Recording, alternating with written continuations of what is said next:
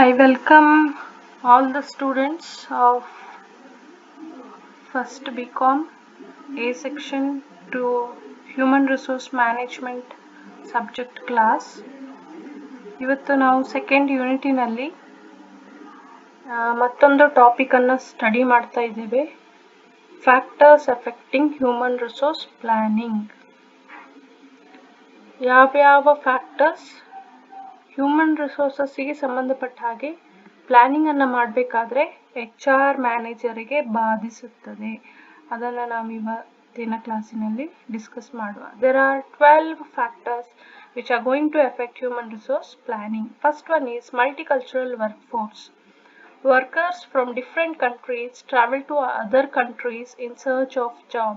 When a company plans its human resource planning, it needs to take into account this factor also. So first factor ಅಲ್ಲಿ ಬರುವಂತದ್ದು multicultural ವರ್ಕ್ಫೋರ್ಸ್.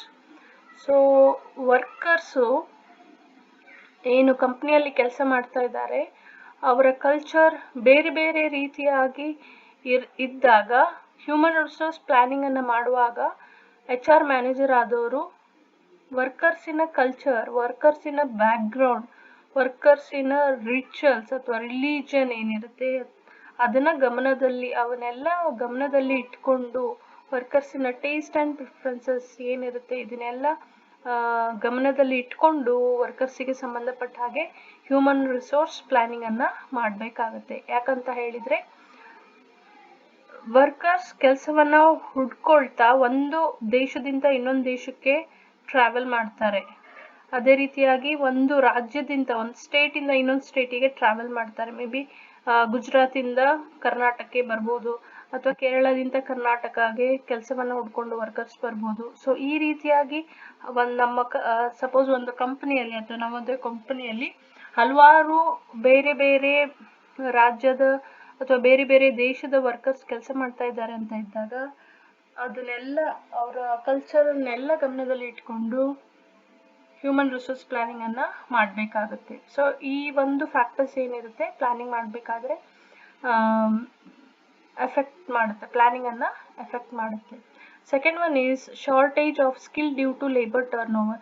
So labour turnover ಇಲ್ಲಿ ಏನು ಅಂತ ಹೇಳಿದ್ರೆ ಒಬ್ಬ workers ಯಾವ ಫ್ಯಾಕ್ಟ್ರಿಯಲ್ಲಿ ಕೆಲಸ ಮಾಡ್ತಾ ಇದ್ದಾನೆ ಆ ಕೆಲಸವನ್ನ ಬಿಟ್ಟು ಇನ್ನೊಂದು ಹೊಸ ಕಂಪ್ನಿಯನ್ನ ಜಾಯಿನ್ ಆಗಿದ್ದಾನೆ ಅಂತ ಇದ್ರೆ ಅದನ್ನ ನಾವು ಲೇಬರ್ ಟರ್ನ್ ಓವರ್ ಅಂತ ಹೇಳ್ತೇವೆ. ಸೊ ಯಾವಾಗ ಈ ಲೇಬರ್ ಟರ್ನ್ ಓವರ್ ರೇಷಿಯೋ ಏನಿದೆ ಜಾಸ್ತಿ ಆಗ್ತಾ ಹೋಗುತ್ತೆ ಹಾಗೆ ಕಂಪನಿ ಒಳಗಡೆ ಸ್ಕಿಲ್ಲಿನ ಕೊರತೆ ಆಗುತ್ತೆ. ಅಂದ್ರೆ ಕಂಪನಿ ಒಳಗಡೆ ಇರುವಂತ ವರ್ಕರ್ ಸ್ಕಿಲ್ಫುಲ್ ಆಗ್ಬಿಟ್ಟು ಎಕ್ಸ್ಪೀರಿಯನ್ಸ್ಡ್ ಆಗ್ಬಿಟ್ಟು ಟ್ಯಾಲೆಂಟೆಡ್ ಆಗಿದ್ದಾರೆ ಅಂತ ಇದ್ದಾಗ ಆ ವರ್ಕರ್ಸಿಗೆ ಬೇರೆ ಬೇರೆ ಕಂಪನಿಯಿಂದ ಬೇಡಿಕೆ ಇದ್ದೇ ಇರುತ್ತೆ. ಸೊ ಅವರು ಕಾಂಪಿಟೇಟಿವ್ ಕಂಪನಿಯವರು ಆಫರ್ ಇಡ್ತಾರೆ ವರ್ಕರ್ಸಿಗೆ. ಏನು ಅಂತ ಹೇಳಿದ್ರೆ ನೀವೆಷ್ಟು ಸಂಬಳವನ್ನು ಪಡ್ಕೊಳ್ತಾ ಇದ್ದೀರಾ ಅದಕ್ಕಿಂತ ನಾವು ನಿಮ್ಗೆ ಜಾಸ್ತಿ ಸಂಬಳವನ್ನು ಕೊಡ್ತೇವೆ. ಸೊ ಈ ಕೆಲಸವನ್ನ ಬಿಟ್ಟು ನಮ್ಮ ಕಂಪ್ನಿಗೆ ಜಾಯಿನ್ ಆಗಿ ಅಂತ ಹೇಳಿ ಅವರು ರಿಕ್ವೆಸ್ಟ್ ಮಾಡ್ತಾರೆ, ಅಂದ್ರೆ ಆಫರ್ ಇಡ್ತಾರೆ. ಸೊ ವರ್ಕರ್ಸ್ ಸಾಮಾನ್ಯವಾಗಿ ದುಡಿಯೋದೇ ಹಣಕ್ಕೋಸ್ಕರ, ಸ್ಟೇಟಸ್ಸಿಗೋಸ್ಕರ, ಪ್ರೆಸ್ಟೀಜಿಗೋಸ್ಕರ, ಒಳ್ಳೆ ಸ್ಟ್ಯಾಂಡರ್ಡ್ ಆಫ್ ಲಿವಿಂಗ್ ಲೈಫ್ ಅನ್ನು ನಡೆಸಲಿಕ್ಕೋಸ್ಕರ. ಆದ ಕಾರಣ ಅವ್ರು ಏನ್ ಮಾಡ್ತಾರೆ, ಯಾವ ಕಂಪ್ನಿಯಲ್ಲಿ ಜಾಸ್ತಿ ಸಂಬಳ ಸಿಗುತ್ತೆ ಅಲ್ಲಿಗೆ ಅವರು ಶಿಫ್ಟ್ ಆಗ್ತಾರೆ. ಸೊ ಈ ರೀತಿಯಾಗಿ ಇದ್ದಾಗ ಏನಾಗುತ್ತೆ, ಪ್ಲಾನಿಂಗ್ ಅನ್ನ ಮಾಡೋದು ಕಷ್ಟ ಆಗುತ್ತೆ. ಈಗ ತಾನೇ ಹ್ಯೂಮನ್ ರಿಸೋರ್ಸಸ್ಸಿಗೆ ಸಂಬಂಧಪಟ್ಟ ಹಾಗೆ ಪ್ಲಾನಿಂಗ್ ಮಾಡ್ತೇವೆ, ವರ್ಕರ್ಸು ನಮ್ಮ ಕಂಪ್ನಿಯನ್ನ ಬಿಟ್ಟು ಇನ್ನೊಂದು ಕಂಪ್ನಿ ಹೋಗ್ತಾ ಇದ್ದಾರೆ ಅಂತ ಬಂದಾಗ ಪ್ಲಾನಿಂಗಿನಲ್ಲಿ ಬದಲಾವಣೆಯನ್ನ ತರಬೇಕಾಗುತ್ತೆ. Human resource planning will change constantly. That is, many new appointments will take place in the industries having high labor turnover rate. This also affects the way human resource planning is implemented. Third factor is organizational changes. So ಆರ್ಗನೈಸೇಷನಲ್ಲಿ ವ್ಯತ್ಯಾಸ ಇದ್ದಾಗ, ಅಂದ್ರೆ ನಾವು small scale organisation ಅಂತ ಹೇಳಿ ಕಂಪ್ನಿಯನ್ನು ಶುರು ಮಾಡಿರ್ತೇವೆ. ಹೋಗ್ತಾ ತುಂಬಾ ಪ್ರಾಫಿಟ್ ಬಂದಾಗ ನಮ್ಮ ಸ್ಕೇಲ್ ಆಫ್ ಪ್ರೊಡಕ್ಷನ್ ಅನ್ನ ಚೇಂಜ್ ಮಾಡ್ತೇವೆ. ಈಗ ಸ್ಮಾಲ್ ಸ್ಕೇಲ್ ಹೋಗ್ಬಿಟ್ಟು ಲಾರ್ಜ್ ಸ್ಕೇಲ್ ಆರ್ಗನೈಸೇಷನ್ ನಮ್ದಾಗಿದೆ ಅಂತ ಇದ್ದಾಗ ಆ ಸಂದರ್ಭದಲ್ಲಿ ನಾವು ತುಂಬಾ ವರ್ಕರ್ಸ್ ಅನ್ನ ಅಪಾಯಿಂಟ್ ಮಾಡಬೇಕಾಗುತ್ತೆ. ಅದೇ ರೀತಿಯಾಗಿ ತುಂಬಾ ವರ್ಕರ್ಸ್ ಅನ್ನ ಅಪಾಯಿಂಟ್ಮೆಂಟ್ ಮಾಡಿದಾಗ ಏನು ಹಿಂದೆ ಪ್ಲಾನ್ ಮಾಡಿದ್ವಿ ಅದು ವರ್ಕೌಟ್ ಆಗೋದಿಲ್ಲ. ಅದೇ ರೀತಿಯಾಗಿ ಒಂದು ಪ್ರಾಡಕ್ಟ್ ಅನ್ನ ಇವಾಗ ಮ್ಯಾನುಫ್ಯಾಕ್ಚರ್ ಮಾಡ್ತಾ ಇದ್ದೇವೆ, ಮ್ಯಾನೇಜ್ಮೆಂಟ್ ಅವ್ರ ತೀರ್ಮಾನ ತಗೊಂಡು ಏನು ಅಂತ ಹೇಳಿದ್ರೆ ಈ ಪ್ರಾಡಕ್ಟ್ ಅನ್ನ ಕೈ ಬಿಟ್ಟು ನಾವು ಇನ್ನೊಂದು ಯಾವ್ದಾದ್ರು ಹೊಸ ಪ್ರಾಡಕ್ಟ್ ಅನ್ನ ಇಂಟ್ರೊಡ್ಯೂಸ್ ಮಾಡುವ ಅಂತ ಹೇಳಿ. ಸೊ ಆವಾಗ ಏನಾಗುತ್ತೆ, ಏನು ಪ್ಲ್ಯಾನ್ ಮಾಡಿರ್ತೇವಲ್ವ ಅದರಲ್ಲಿ ಮತ್ತೆ ಚೇಂಜಸ್ ತರಬೇಕಾಗುತ್ತೆ. ಯಾಕಂದರೆ ಹೊಸ ಪ್ರಾಡಕ್ಟನ್ನು ಮ್ಯಾನುಫ್ಯಾಕ್ಚರ್ ಮಾಡಲಿಕ್ಕೆ ಹೊಸ ಸ್ಕಿಲ್ ಸೆಟ್ಸ್ ಇರುವಂಥ ವರ್ಕರ್ಸ್ ಬೇಕಾಗಿರಬಹುದು. ಸೊ ಏನು ಪ್ಲ್ಯಾನಿಂಗ್ ಈಗಾಗಲೇ ಮಾಡಿದ್ದೇವೆ ಹ್ಯೂಮನ್ ರಿಸೋರ್ಸಸ್ಸಿಗೆ ಸಂಬಂಧಪಟ್ಟ ಹಾಗೆ ಅದು ಎಲ್ಲೋ ವರ್ಕೌಟ್ ಆಗೋದಿಲ್ಲ.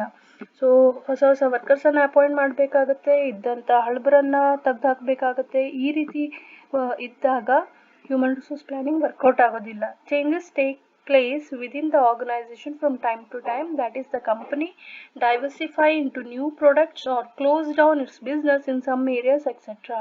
In such cases the human resource planning process, that is appointing or removing people, will change according to situation. ಅದೇ ರೀತಿಯಾಗಿ ಕಂಪನಿ ಡೈವರ್ಸಿಫಿಕೇಷನಿಗೆ ಹೋದಾಗ ಅಂದರೆ ಹೊಸ ಹೊಸ ಪ್ರಾಡಕ್ಟನ್ನು ಇಂಟ್ರೊಡ್ಯೂಸ್ ಮಾಡಬೇಕಾದ್ರೆ ಅಲ್ಲಿಯೂ ಸಹ ವಿಭಿನ್ನ ರೀತಿಯಾದಂಥ ವರ್ಕರ್ಸ್ ಬೇಕಾಗಿರ್ತಾರೆ. ಸ್ಕಿಲ್ಫುಲ್ ವರ್ಕರ್ಸ್ ಬೇಕು, ಸೆಮಿ ಸ್ಕಿಲ್ಡ್ ಬೇಕಾಗ್ಬೋದು, ಅನ್ಸ್ಕಿಲ್ಡ್ ಬೇಕಾಗ್ಬೋದು. ಸೊ ಹೀಗೆ ಎಲ್ಲ ಬದಲಾವಣೆ ಬಂದಾಗ ಕಂಪ್ನಿ ಒಳಗಡೆ ವರ್ಕರ್ಸನ್ನು ಸಹ ತಕ್ಕಮಟ್ಟಿಗೆ ಬದಲಾವಣೆ ಮಾಡಬೇಕಾಗುತ್ತೆ. ಸೊ ಈ ಪ್ಲ್ಯಾನಿಂಗನ್ನು ಏನು ಮಾಡ್ಕೊಂಡಿರ್ತೇವೆ ಅದು ವರ್ಕೌಟ್ ಆಗೋದಿಲ್ಲ. Fourth one is demographic features. Demographic changes refers to things referring to age, population, composition of workforce, etc. A number of people retire every year. A new batch of graduates with specialization turns out every year. So demographic ಅಂತ ಹೇಳಿದರೆ ಏಜಿಗೆ ಸಂಬಂಧಪಡುವಂಥ ವಿಷಯ, ಪಾಪ್ಯುಲೇಷನ್ಗೆ ಸಂಬಂಧಪಡುವಂಥ ವಿಷಯ, ಮತ್ತು ಮೇಲ್ female ಅಂತ ಹೇಳ್ತೀವಲ್ವಾ.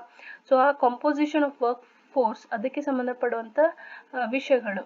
So ಇದೇನಾಗಿರುತ್ತೆ, constant ಆಗಿ ಇರೋದಿಲ್ಲ, stagnant ಆಗಿ ಇರೋದಿಲ್ಲ, ಸ್ಥಿರವಾಗಿ ಇರೋದಿಲ್ಲ. ವಯಸ್ಸಿನಲ್ಲಿ ವ್ಯತ್ಯಾಸ ಆಗ್ತಾ ಹೋಗುತ್ತೆ. ಪಾಪ್ಯುಲೇಷನ್ ಏನಿದೆ ಅಲ್ವಾ, ಸೊ ಒಂದು 30 ಕೋಟಿ ಇದ್ದರೆ ಅದು ಸ್ವಲ್ಪ ಸಮಯದಲ್ಲಿ 35 ಕೋಟಿ ಆಗ್ಬೋದು, ಹಾಗೆ 40 ಕೋಟಿ ಆಗ್ಬೋದು. ಅದೇ ರೀತಿಯಾಗಿ ಮೇಲ್ ವರ್ಕರ್ಸ್ ಮುಂಚಿನ ಕಾಲದಲ್ಲಿ ಮನೆಯಲ್ಲೇ ಇರ್ತಿದ್ರು, ಇವಾಗ ಮನೆಯಿಂದ ಹೊರಗಡೆ ಆಚೆ ಬಂದು ಕೆಲಸವನ್ನು ಮಾಡ್ತಾರೆ. ಸೊ ಇದೆಲ್ಲ ಗಮನದಲ್ಲಿ ಇಟ್ಕೋಬೇಕಾಗುತ್ತೆ. ಈ ಎಲ್ಲ ವಿಷಯ ಏನಿದೆ ಕಾನ್ಸ್ಟೆಂಟ್ ಆಗಿಲ್ಲ, ಸ್ಥಿರವಾಗಿರೋದಿಲ್ಲ, ಬದಲಾವಣೆ ಆಗ್ತಾ ಇರುತ್ತೆ. ಸೊ ಇದನ್ನು ಗಮನದಲ್ಲಿ ಇಟ್ಕೊಂಡು ಹ್ಯೂಮನ್ ರಿಸೋರ್ಸ್ ಪ್ಲ್ಯಾನಿಂಗ್ ಮ್ಯಾನೇಜರ್ ಏನು ಪ್ಲ್ಯಾನ್ ಮಾಡಿರ್ತಾರಲ್ಲ ಅದರಲ್ಲಿ ಮಾರ್ಪಾಡನ್ನು ಮಾಡಬೇಕಾಗುತ್ತೆ. ಹಾಗೆ as it is human resource ಪ್ಲ್ಯಾನಿಂಗನ್ನು HR ಮ್ಯಾನೇಜರ್ ಆದವರು ಕರೆಂಟ್ ಸಿಚುವೇಶನ್ಗೆ ಅಪ್ಲೈ ಮಾಡಲಿಕ್ಕೆ ಆಗೋದಿಲ್ಲ. ಹೇಗೆ ಪ್ರತಿ ವರ್ಷ ಹಲವಾರು ಜನರು ನಮ್ಮ ಕಂಪ್ನಿಯಲ್ಲಿ ರಿಟೈರ್ ಆಗ್ತಾ ಹೋಗ್ತಾರೆ, ಹಾಗೆ ನಮ್ಮ ಕಂಪ್ನಿಯಲ್ಲಿ ಆ ಖಾಲಿಯಾದಂಥ ಹುದ್ದೆಯನ್ನು ಭರ್ತಿ ಮಾಡಬೇಕಾಗತ್ತೆ. ಸೊ ಹೊಸ ಗ್ರ್ಯಾಜುಯೇಟ್ಸ್ ತಮ್ಮ ಗ್ರ್ಯಾಜುಯೇಷನನ್ನು ಮುಗಿಸ್ಕೊಂಡು ಬರ್ತಾರೆ. ಸೊ ಅವರಿಗೂ ಸಹ ಕೆಲಸವನ್ನು ಕೊಡುವಂಥ ನಿರ್ಧಾರವನ್ನು ಕಂಪ್ನಿ ತಗೋಬೇಕಾಗುತ್ತೆ. ಸೊ ಎಲ್ಲ ಒಂದು ಕಡೆ ಈ ಪ್ಲ್ಯಾನಿಂಗಲ್ಲಿ ವ್ಯತ್ಯಾಸವನ್ನು ತರಬೇಕು. Next factor is pressure groups. So ಹಲವಾರು ಪ್ರೆಷರ್ ಗ್ರೂಪ್ಸ್ ಏನಿದೆ ಕಂಪ್ನಿಗೆ ಸಂಬಂಧಪಟ್ಟ ಹಾಗೆ ಅದು ಸೊಸೈಟಿಯಲ್ಲಿ ಕೆಲಸ ಮಾಡ್ತಾ ಇರುತ್ತೆ. ಈ ಗ್ರೂಪ್ಸಿನಿಂದ ಪ್ರೆಷರ್ ಬಂದಾಗ ನಮ್ಮ ಪ್ಲ್ಯಾನಿಂಗನ್ನು ಚೇಂಜಸ್ ಮಾಡಬೇಕಾಗುತ್ತೆ. ಫಾರ್ ಎಕ್ಸಾಂಪಲ್ ನಮ್ಮ ಇಂಡಿಯಾ ಅಂತ ತಗೊಂಡಾಗ ಸಾಕಷ್ಟು ಪಾಪ್ಯುಲೇಷನ್ ಇದೆ. ಈ ಪಾಪ್ಯುಲೇಷನಲ್ಲಿ ಅನ್ಎಂಪ್ಲಾಯ್ಮೆಂಟು ಸಹ ಜಾಸ್ತಿ ಇದೆ. ಅಂದರೆ ಇದ್ದಂಥ ಇಂಡಿಯನ್ ಸಿಟಿಸನ್ಸಿಗೆ ಎಲ್ಲರಿಗೂ ಕೆಲಸ ಇಲ್ಲ. ತುಂಬ ಜನರು ಅನ್ಎಂಪ್ಲಾಯ್ಡ್ ಆಗಿದ್ದಾರೆ ಅಥವಾ ಅಂಡರ್ ಎಂಪ್ಲಾಯ್ಡ್ ಆಗಿದ್ದಾರೆ, ಅಂದರೆ ಅವ್ರಿಗೆ ಕೆಲಸ ಇಲ್ಲ, ಅಥವಾ ಅವರು ಏನು ಓದ್ಕೊಂಡಿರ್ತಾರೆ ಅದಕ್ಕೆ ತಕ್ಕ ಹಾಗೆ ಕೆಲಸ ಅವರಿಗೆ ಸಿಗಲಿಲ್ಲ. ಸೊ ಆವಾಗ ಕಾನೂನು ತರಬಹುದು ಸರ್ಕಾರ, ಏನು ಅಂತ ಹೇಳಿದರೆ ನೀವು ಅಪಾಯಿಂಟ್ಮೆಂಟ್ ಮಾಡಿ, ಇಷ್ಟು % ಅಪಾಯಿಂಟ್ಮೆಂಟ್ ನೀವು ಮಾಡಬೇಕು ಅಂತೇಳಿ. ಸೊ ಆವಾಗ ನಾವೇನು ಪ್ಲ್ಯಾನ್ ಮಾಡ್ಕೊಂಡಿರ್ತೇವೆ ಹ್ಯೂಮನ್ ರಿಸೋರ್ಸಸ್ಸಿಗೆ ಸಂಬಂಧಪಟ್ಟ ಹಾಗೆ ಅದೆಲ್ಲ ಒಂದು ಕಡೆ ವರ್ಕೌಟ್ ಆಗೋದಿಲ್ಲ. Company has to keep in mind certain pressures. Groups like human rights activists, women activists, media, etc., as they are very capable for creating problems for the company. When issues concerning these groups arise, appointment or retrenchment becomes difficult. So ಇಲ್ಲಿ ಏನಾಗುತ್ತೆ ಅಂತ ಹೇಳಿದರೆ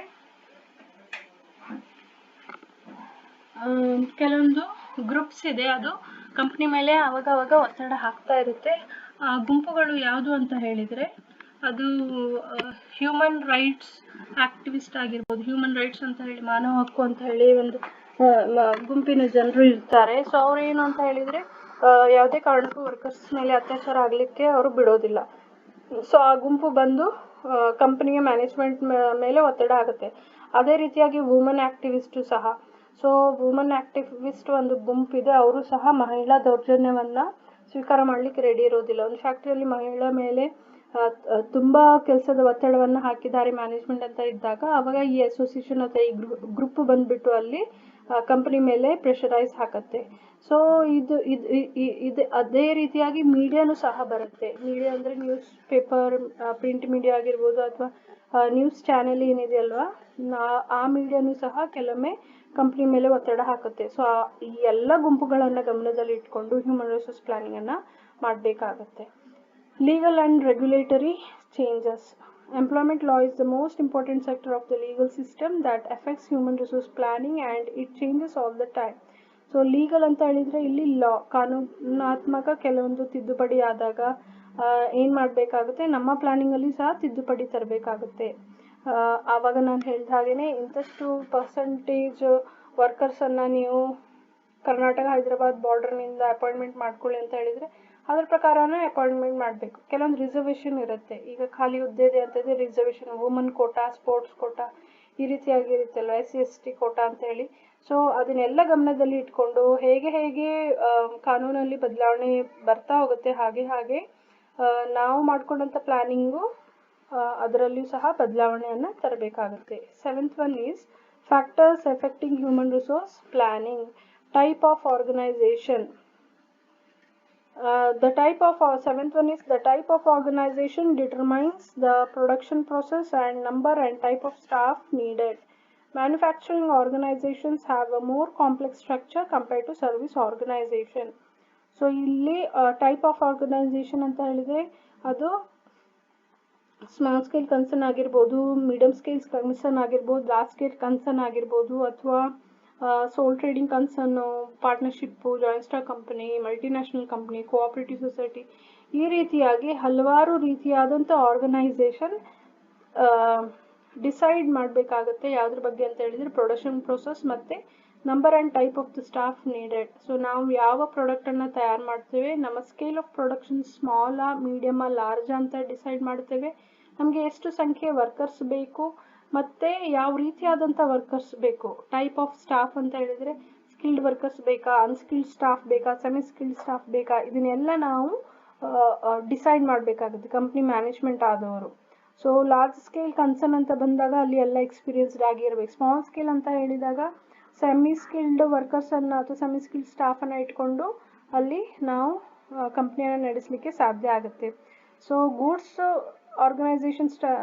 manufacturing organisation structure ಮತ್ತು service manufacturing organisation structure ಅಂತ ತಗೊಂಡಾಗ service ಸ್ಟ್ರಕ್ಚರಲ್ಲಿ ಆ ಆರ್ಗನೈಸೇಷನಲ್ಲಿ ಅಷ್ಟು ನಮಗೆ ತೊಂದರೆಗಳು ಬರೋದಿಲ್ಲ. ಬಟ್ ಅದೇ ಗೂಡ್ಸ್ ಮ್ಯಾನುಫ್ಯಾಕ್ಚರಿಂಗ್ ಸ್ಟ್ರಕ್ಚರ್ ಅಂತ ಬಂದಾಗ, ಆರ್ಗನೈಸೇಷನ್ ಅಂತ ಬಂದಾಗ ಅಲ್ಲಿ ಸ್ವಲ್ಪ ಮಟ್ಟಿಗೆ ನಮಗೆ ಕಷ್ಟ ಆಗುತ್ತೆ. ಯಾಕಂದರೆ ತುಂಬ ಜನರು ಗೂಡ್ಸನ್ನು ತಯಾರು ಮಾಡಲಿಕ್ಕೆ ಅಲ್ಲಿ ಅಪಾಯಿಂಟ್ಮೆಂಟ್ ಆಗಿರ್ತಾರೆ, ತುಂಬ ವರ್ಕರ್ಸ್ ಕೆಲಸ ಮಾಡ್ತಾರೆ ಗೂಡ್ಸ್ ಮ್ಯಾನುಫ್ಯಾಕ್ಚರಿಂಗ್ ಕಂಪ್ನಿಯಲ್ಲಿ. ಸೊ ಹಾಗಾಗಿ ಪ್ಲ್ಯಾನಿಂಗ್ ಮಾಡಬೇಕಾದ್ರೆ ಸ್ವಲ್ಪ ಕಾನ್ಷಿಯಸ್ ಆಗಿಬಿಟ್ಟು, ಸ್ವಲ್ಪ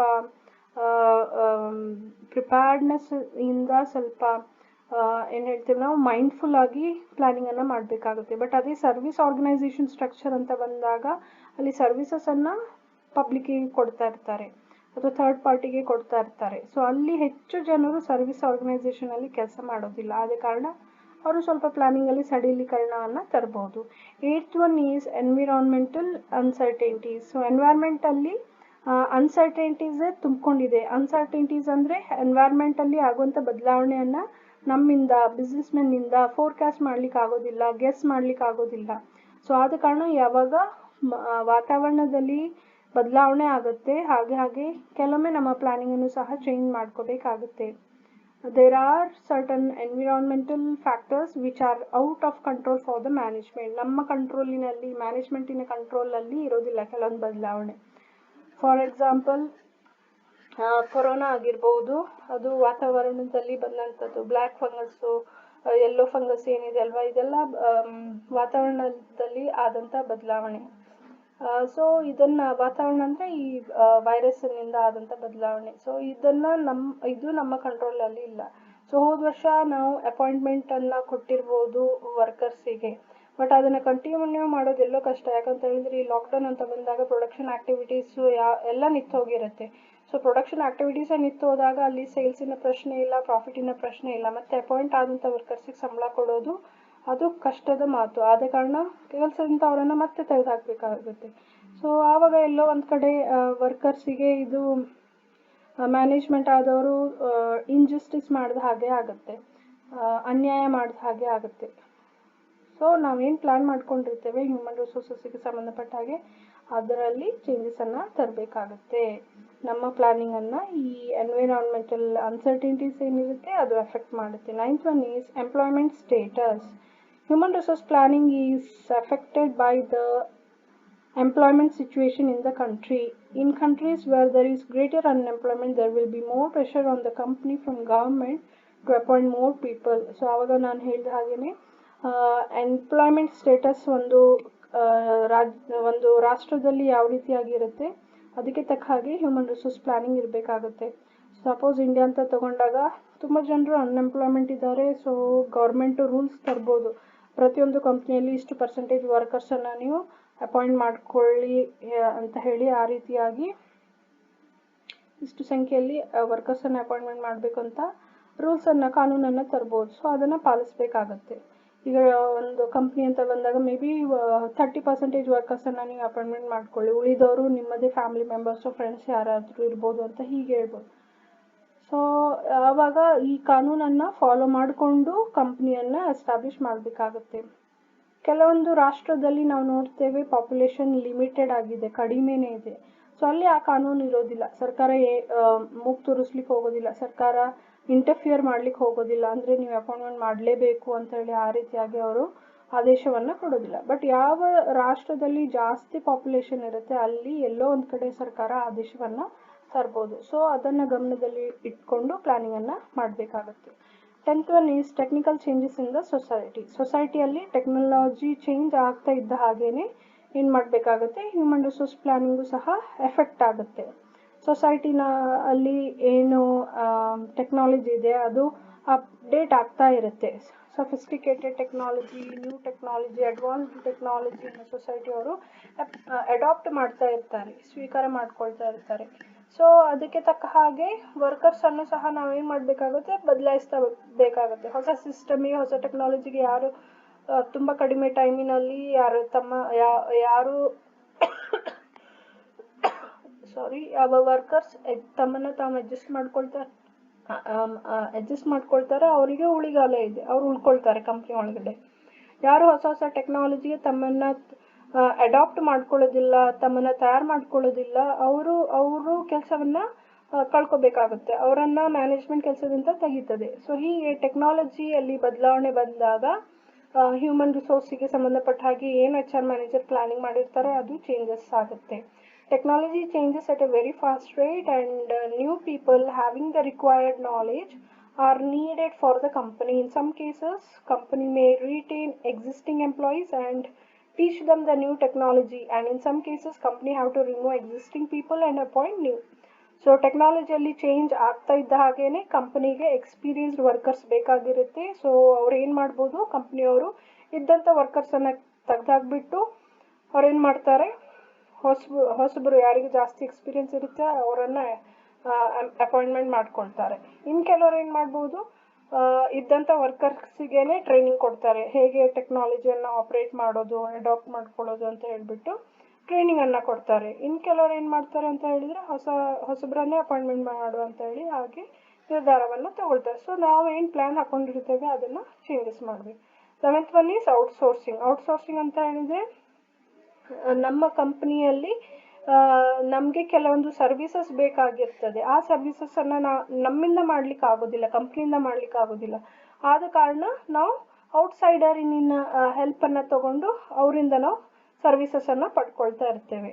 ಎಕ್ಸಾಂಪಲ್ ಯಾವುದು ಅಂತ ಹೇಳಿದರೆ ಮೇ ಬಿ ಸೆಕ್ಯೂರಿಟಿ ಸರ್ವಿಸಸ್ ಆಗಿರ್ಬೋದು, ಕ್ಯಾಂಟೀನ್ ಫೆಸಿಲಿಟೀಸ್ ಆಗಿರ್ಬೋದು, ಆಫೀಸ್ ಅಸಿಸ್ಟೆಂಟ್ಸ್ ಆಗಿರ್ಬೋದು, ಸಿಸ್ಟಮ್ ಸಪೋರ್ಟರ್ಸ್ ಆಗಿರ್ಬೋದು, ಎಕ್ಸೆಟ್ರಾ. ಸೊ ಇಲ್ಲಿ ಈಗ ಒಂದು ಕಂಪನಿ ಅಂತ ಬಂದಾಗ ಆ ಕಂಪನಿಯನ್ನು ನೋಡ್ಕೊಳ್ಳಿಕ್ಕೆ ನೈಟ್ ಟೈಮಿನಲ್ಲಿ ಸೆಕ್ಯೂರಿಟೀಸ್ ಬೇಕಾಗಿರ್ತಾರೆ. ಸೊ ಸೆಕ್ಯೂರಿಟೀಸ್ ಅಪಾಯಿಂಟ್ಮೆಂಟ್ ಮಾಡುವಂಥ ಜವಾಬ್ದಾರಿ ಟಾಪ್ ಲೆವೆಲ್ ಮ್ಯಾನೇಜ್ಮೆಂಟ್ ಅವ್ರು ತಲೆ ಕೆಡಿಸ್ಕೊಂಡು ಯಾರನ್ನ ಸೆಕ್ಯೂರಿಟಿಯಾಗಿ ಅಪಾಯಿಂಟ್ಮೆಂಟ್ ಮಾಡೋದು ಅಂತ ಅವರು ಅದ್ರ ಬಗ್ಗೆ ಆಲೋಚನೆ ಮಾಡ್ಲಿಕ್ಕೆ ಹೋಗೋದಿಲ್ಲ. ಸೊ ಅಂಥ ಸನ್ನಿವೇಶದಲ್ಲಿ ಕಂಪ್ನಿ ಏನು ಮಾಡ್ತಾರೆ, ಇನ್ನೊಂದು ಸಂಸ್ಥೆಗೆ ಒಪ್ಪಿಸ್ಬಿಡ್ತಾರೆ. ಏನು ಅಂತ ಹೇಳಿದರೆ, ನಿಮ್ಮಲ್ಲಿ ಸೆಕ್ಯೂರಿಟಿ ಟೀಮ್ ಇದ್ದರೆ ನಮ್ಮ ಕಂಪ್ನಿಗೆ ಕಳಿಸಿಕೊಡಿ, ನಮಗೆ ನಿಮ್ಮ ಸರ್ವಿಸಸ್ ಬೇಕು ಅಂತ ಹೇಳ್ತೇವೆ. ಸೊ ಆವಾಗ ಪ್ರೈವೇಟ್ ಟೀಮಿನವರು ಅಥವಾ ಔಟ್ಸೈಡರು ಸೆಕ್ಯೂರಿಟಿ ಗಾರ್ಡ್ ಆಗಿ ಅಪಾಯಿಂಟ್ ಆಗ್ತಾರೆ. ಅದೇ ರೀತಿಯಾಗಿ ಕ್ಯಾಂಟೀನ್ ಬೇಕು ಅಂತ ಹೇಳಿದ್ರೆ, ಕ್ಯಾಂಟೀನ್ ಫೆಸಿಲಿಟೀಸ್ ಫ್ಯಾಕ್ಟ್ರಿ ಒಳಗಡೆ ಬೇಕು ಅಂತ ಹೇಳಿದಾಗ ಕಂಪನಿ ಟಾಪ್ ಲೆವೆಲ್ ಮ್ಯಾನೇಜ್ಮೆಂಟ್ ಅವರೇ ಕೂತ್ಕೊಂಡು ಕ್ಯಾಂಟೀನ್ ಫೆಸಿಲಿಟೀಸ್, ಫುಡ್ ಫೆಸಿಲಿಟೀಸನ್ನು ವರ್ಕರ್ಸಿಗೆ ಹೇಗೆ ಕೊಡೋದು, ಯಾರು ಮೇನ್ ಚೆಫ್ ಆಗಿರ್ತಾರೆ, ಎಷ್ಟು ವರ್ಕರ್ಸ್ ಬೇಕಾಗಿರ್ತಾರೆ ಕ್ಯಾಂಟೀನಲ್ಲಿ, ಇದು ಎಲ್ಲ ಲೆಕ್ಕಾಚಾರ ಮಾಡ್ಲಿಕ್ಕೆ ಹೋಗೋದಿಲ್ಲ. ಅವ್ರೇನು ಮಾಡ್ತಾರೆ, ಟೆಂಡರನ್ನು ಕರೆದು ಬಿಡ್ತಾರೆ. ಯಾರು ನಮ್ಮ ಫ್ಯಾಕ್ಟ್ರಿ ಕ್ಯಾಂಪಸ್ ಒಳಗಡೆ ಇಷ್ಟು ಅಂದರೆ ಕಡಿಮೆ ಬೆಲೆಯಲ್ಲಿ ಫುಡ್ಡನ್ನು ಸಪ್ಲೈ ಮಾಡ್ಲಿಕ್ಕೆ ರೆಡಿ ಇದ್ದಾರೆ, ಅವರು ಟೆಂಡರನ್ನು ಅಪ್ಲೈ ಮಾಡಿ ಅಂತ ಹೇಳ್ತಾರೆ.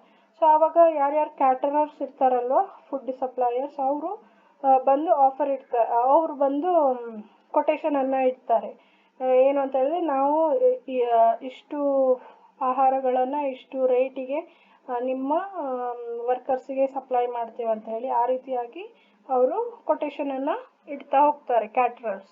ಸೊ ಅದನ್ನೆಲ್ಲ ಗಮನದಲ್ಲಿ ಇಟ್ಕೊಂಡು ಒಬ್ಬರನ್ನ ಅಪಾಯಿಂಟ್ ಮಾಡ್ಕೊಳ್ತಾರೆ. ಅಂದರೆ ಒಂದು ಟೀಮನ್ನು ಅಪಾಯಿಂಟ್ಮೆಂಟ್ ಮಾಡಿಬಿಟ್ಟು ಅವರಿಗೆ ಆ ಜವಾಬ್ದಾರಿ, ಫುಡ್ ಸಪ್ಲೈಯಿಂಗ್ ಜವಾಬ್ದಾರಿಯನ್ನು ಕೊಟ್ಬಿಡ್ತಾರೆ. ಮತ್ತು ಇನ್ನೊಂದು ಔಟ್ಸೋರ್ಸಿಂಗ್ ಯಾವುದು ಅಂತ ಹೇಳಿದರೆ, ಆಫೀಸಲ್ಲಿ ಕೆಲವೊಂದು ಸಿಸ್ಟಮ್ ಆಪರೇಟರ್ಸ್ ಬೇಕಾಗಿರ್ಬೋದು, ಕಂಪ್ಯೂಟರ್ ಸಿಸ್ಟಮನ್ನು ಆಪರೇಟ್ ಮಾಡುವಂಥದ್ದು. ಸೊ ಯಾರು ಅಂತ ಹೇಳಿ ಅಲ್ಲಿ ಹುಡ್ಕೊಂಡು ಕೂತ್ಕೊಳ್ಳಿಕ್ಕೆ ಹೋಗೋದಿಲ್ಲ. ಅವರು ಮೇ ಬಿ ಅಡ್ವರ್ಟೈಸ್ಮೆಂಟ್ ಕೊಡ್ಬೋದು, ನಮಗೆ ಆಫೀಸ್ ಅಸಿಸ್ಟೆಂಟ್ ಟೀಮ್ ಬೇಕು ಅಂತ ಹೇಳ್ಬಿಟ್ಟು ಒಂದು 5-6 ಜನ MCA ಕಂಪ್ಲೀಟ್ ಮಾಡಿದವರು, ಕಂಪ್ಯೂಟರ್ಸ್ಗೆ ಸಂಬಂಧಪಟ್ಟ ಹಾಗೆ ಕೋರ್ಸ್ ಕಂಪ್ಲೀಟ್ ಮಾಡಿದಂಥ ಕ್ಯಾಂಡಿಡೇಟ್ಸ್ ಬೇಕು ಅಂತ ಹೇಳಿ ಕಂಪ್ನಿ ಅಡ್ವರ್ಟೈಸ್ಮೆಂಟ್ ಕೊಟ್ಟಿದೆ ಅಂತ ಇದ್ದಾಗ ಆವಾಗ ಏನು ಮಾಡ್ತಾರೆ, ಸಾಕಷ್ಟು ಸಂಸ್ಥೆ ಇದೆ ಕಂಪ್ಯೂಟರ್ಸಲ್ಲಿ ಕೋರ್ಸನ್ನು ಕೊಡುವಂಥ ಸಾಕಷ್ಟು ಸಂಸ್ಥೆ ಇದೆ. 6 months course, computers 1 year course, ಆ ರೀತಿಯಾಗಿ ಸಾಕಷ್ಟು ಕೋರ್ಸ್ ಬಂದಿದೆ. ಸೊ ಅವ್ರೇನು ಮಾಡ್ತಾರೆ, ಅವ್ರ ಅಂಡರಿನಲ್ಲಿ ಕಲ್ತಂಥ 10 ಗ್ರಾಜುಯೇಟ್ಸು ಅಥವಾ 15-20 ಗ್ರಾಜುಯೇಟ್ಸ್ ಟೀಮನ್ನು ಅವ್ರು ಏನು ಮಾಡ್ತಾರೆ, ಅಂಥ ಕಂಪ್ನಿಗೆ ಎಲ್ಲಿ ಬೇಡಿಕೆ ಇದೆ ಅಂಥ ಕಂಪ್ನಿಗೆ ಕಳಿಸಿಕೊಡ್ತಾರೆ. ಸೊ ಇದನ್ನು ಔಟ್ಸೋರ್ಸಿಂಗ್ ಅಂತ ಹೇಳ್ತೀವಿ. ಸೊ ಔಟ್ಸೋರ್ಸಿಂಗ್ ಇದ್ದಾಗಲೂ ಸಹ ಹ್ಯೂಮನ್ ರಿಸೋರ್ಸ್ ಪ್ಲಾನಿಂಗಲ್ಲಿ ವ್ಯತ್ಯಾಸ ಬರ್ತದೆ. ನಮ್ಮ ವರ್ಕರ್ಸ್ ಮೇಲೆ ನಾವು ಪ್ಲಾನಿಂಗನ್ನು ಮಾಡ್ಬೋದು, ಬಟ್ ಯಾವ್ಯಾವ ಫ್ಯಾಕ್ಟ್ರಿ ಒಳಗಡೆ, ಯಾವ್ಯಾವ ಕಂಪ್ನಿ ಒಳಗಡೆ ಔಟ್ಸೈಡರ್ ಬಂದು ಕೆಲಸ ಮಾಡ್ತಾರಲ್ವ, ಔಟ್ಸೈಡರ್ ಮೇ ಬಿ ಸೆಕ್ಯೂರಿಟಿ ಆಗಿರ್ಬೋದು, ಕ್ಯಾಂಟೀನಲ್ಲಿ ಇರುವಂಥ ವರ್ಕರ್ಸು, ಚೆಫ್ ಆಗಿರ್ಬೋದು, ಕ್ಯಾಶಿಯರ್ ಆಗಿರ್ಬೋದು, ಅಥವಾ ಕಂಪ್ಯೂಟರ್ ಸಿಸ್ಟಮನ್ನು ಆಪ್ರೇಟ್ ಮಾಡುವಂಥ ಆಪ್ರೇಟರ್ಸ್ ಆಗಿರ್ಬೋದು, ಇವರೆಲ್ಲ ಔಟ್ಸೋರ್ಸಸ್ ಆದಾಗ ಅಥವಾ ಔಟ್ಸೋರ್ಸಸ್ಸಿಂದ ಬಂದಾಗ ನಮ್ಮ ಪ್ಲಾನಿಂಗಲ್ಲೂ ಬದಲಾವಣೆ ತಗೊಂಡು ಬರಬೇಕಾಗತ್ತೆ. 12th one is time horizons. Time horizons ಅಂತ ಹೇಳಿದ್ರೆ ಟೈಮ್ ಪೀರಿಯಡ್. ಸೊ ಪ್ಲಾನಿಂಗ್ ಅಂತ ಬಂದಾಗ ನಮಗೆ ಇಷ್ಟ ಬಂದ ಹಾಗೆ 5 ವರ್ಷಕ್ಕೆ, 10 ವರ್ಷಕ್ಕೆ, 20 ವರ್ಷಕ್ಕೆ, 50 ವರ್ಷಕ್ಕೆ ಪ್ಲಾನಿಂಗ್ ಮಾಡುವಂಥದ್ದೆಲ್ಲ. ಪ್ಲಾನಿಂಗಿಗೂ ಸಹ ಅದರದೇ ಆದಂಥ ಟೈಮ್ ಇರುತ್ತೆ. ಈಗ ಶಾರ್ಟ್ ಟರ್ಮ್ ಪ್ಲಾನಿಂಗ್ ಅಂತ ಹೇಳಿದರೆ 1 yearಕ್ಕಿಂತ ಮುಂಚೆನೇ ಆ ಪ್ಲಾನಿಂಗನ್ನು ಮಾಡಬೇಕಾಗುತ್ತೆ. ಮತ್ತು ಆ ಶಾರ್ಟ್ ಟರ್ಮ್ ಪ್ಲಾನಿಂಗಿನ ಡ್ಯೂರೇಷನ್ನೇ ಇರೋದು 1 year. ಮೀಡಿಯಮ್ ಟರ್ಮ್ ಅಂತ ಬಂದಾಗ more than 1 year, less than 3 years. Long term plan ಅಂತ ಬಂದಾಗ more than 3 years, less than 5 years ಅಥವಾ less than 10 years. ಈ ರೀತಿಯಾಗಿ ಪ್ಲಾನಿಂಗ್ ಮಾಡಬೇಕಾದ್ರೆ ಅದರದೇ ಆದಂಥ ಟೈಮ್ ಲಿಮಿಟ್ ಇರುತ್ತೆ, ಟೈಮ್ ಬೌಂಡ್ರಿ ಇರುತ್ತೆ. Plan cannot be for too long on a time horizon as the operating environment itself may undergo changes. So ಅಲ್ಲಿ ಏನಾಗುತ್ತೆ ಅಂತ ಹೇಳಿದರೆ, ನಾವು ದೀರ್ಘಾವಧಿಗೆ ಪ್ಲಾನಿಂಗನ್ನು ಮಾಡಿದಾಗ ಹ್ಯೂಮನ್ ರಿಸೋರ್ಸಸ್ಸಿಗೆ ಸಂಬಂಧಪಟ್ಟ ಹಾಗೆ ಮಾರ್ಕೆಟಿಂಗ್ ಕಂಡೀಷನ್ಸೇ ಚೇಂಜ್ ಆಗ್ಬೋದು, ಅಥವಾ ಆಪರೇಟಿಂಗ್ ಎನ್ವೈರ್ನ್ಮೆಂಟ್ ಏನಿದೆ ಅದರಲ್ಲೇ ವ್ಯತ್ಯಾಸ ಬರ್ಬೋದು. ಸೊ ಯಾವುದೇ ಒಂದು ಸನ್ನಿವೇಶ ಏನಿದೆ, ಸಿಚುವೇಶನ್ ಏನಿದೆ, ಅಥವಾ ಕಂಡೀಷನ್ಸ್ ಏನಿದೆ ಅದು ಸ್ಥಿರವಾಗಿ ಇರೋದಿಲ್ಲ. ಕಾಲಕ್ಕೆ ಅದರಲ್ಲಿಯೂ ಸಹ ಬದಲಾವಣೆ ಆಗ್ತಾ ಇರುತ್ತೆ. ಮಾರ್ಕೆಟಿಂಗ್ ಕಂಡೀಷನ್ಸಲ್ಲಿಯೂ ಸಹ ಚೇಂಜಸ್ ಆಗ್ತಾ ಇರುತ್ತೆ, ಡಿಮ್ಯಾಂಡ್ ಆ್ಯಂಡ್ ಸಪ್ಲೈಯಲ್ಲಿಯೂ ಸಹ ಚೇಂಜಸ್ ಆಗ್ತಾ ಇರುತ್ತೆ. ಇವ್ಯಾವುದು ಕಾನ್ಸ್ಟೆಂಟ್ ಅಲ್ಲ, ಸ್ಟ್ಯಾಗ್ನೆಂಟ್ ಅಲ್ಲ, ಸ್ಥಿರವಾಗಿ ಇರೋದಿಲ್ಲ. ಆದ ಕಾರಣ ನಮ್ಮ ಪ್ಲಾನಿಂಗನ್ನು ಇದು ಬಾಧಿಸ್ತದೆ. ನಾವೇನು ಪ್ಲಾನಿಂಗನ್ನು ಮಾಡ್ಕೊಳ್ತೇವಲ್ವಾ ವರ್ಕರ್ಸಿಗೆ ಸಂಬಂಧಪಟ್ಟ ಹಾಗೆ, ಅದು ಎಲ್ಲೋ ಒಂದು ಕಡೆ ನಮ್ಮ ಪ್ಲಾನಿಂಗನ್ನು ಎಫೆಕ್ಟ್ ಮಾಡುತ್ತೆ. So this is all about factors affecting human resource planning. Thank you.